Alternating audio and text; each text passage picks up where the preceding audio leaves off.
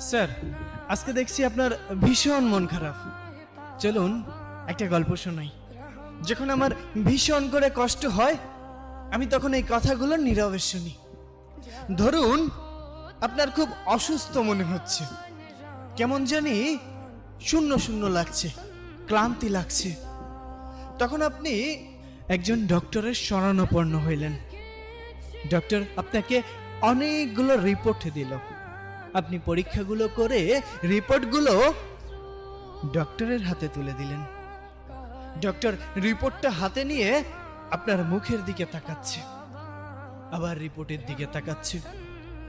তখন আপনাকে জিজ্ঞাসা করলো, আপনার সাথে কেউ আসেনি? তখন আপনি বললেন, না, আমি একাই এসেছি। অনেক দিন ধরেই ক্লান্ত মনে হচ্ছে, কেমন জানি মনে হচ্ছে, আমি জানি না।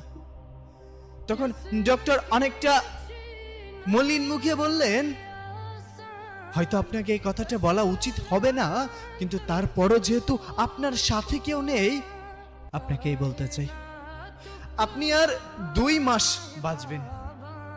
আপনার জীবনের সব ইচ্ছা আকাঙ্ক্ষা সবকিছু পূরণ করে নিন। যদি কোনো কিছু ইচ্ছা অপূরণীয় থাকে, আপনি পূরণ করে নিতে পারেন। এই 2টা মাস আপনি এই পৃথিবীকে দেখে নেন। আপনার যে রোগ ধরা পড়েছে, আমি সে রোগের নাম নিতে চাচ্ছি না, তবে ভেঙে পড়বেন না। মানুষ মাত্রই মরণশীল, আজ না হোক কাল ঠিকই চলে যেতে হবে। আপনাকে এজন্যই সতর্ক করে দিলাম, কারণ আমি এমন রোগী অনেক দেখেছি।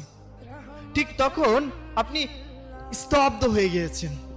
আপনার এত ক্ষমতা, এত জোশ, এত টাকা, এত অর্থ সম্পদ কোথায় যাবে? কোথায় যাবে? যত বড়ই শক্তিশালী মানুষ হোক না কেন, মানুষ তো মরণশীল। আপনি রিপোর্টগুলো হাতে নিয়ে হসপিটাল থেকে বের হয়ে যাচ্ছেন। আপনার চোখে মুখে মলিন একটা ভাব। আপনি চারপাশটা খুব মনোমুগ্ধকর ভাবে তাকিয়ে আছেন, প্রকৃতি দেখছেন। কেমন জানি আপনার এই প্রকৃতি ছেড়ে যেতে মন চাচ্ছে না। আপনার ভীষণ কষ্ট হচ্ছে, দম বন্ধ হয়ে যাচ্ছে। আপনি বাসায় গেলেন। বাসায় যেতে অনেক দেরি হয়ে গেল। তখন প্রতিদিনের মতো আজও বাবা বলে উঠলো, "হ্যাঁ, দেখো তোমার গুণধর ছেলে এসেছে, নাও এখন হাত পা ধুইয়ে খাবার দাও, খেয়ে আবার বের হোক। সারাদিন তো কোনো কাজকর্ম নেই,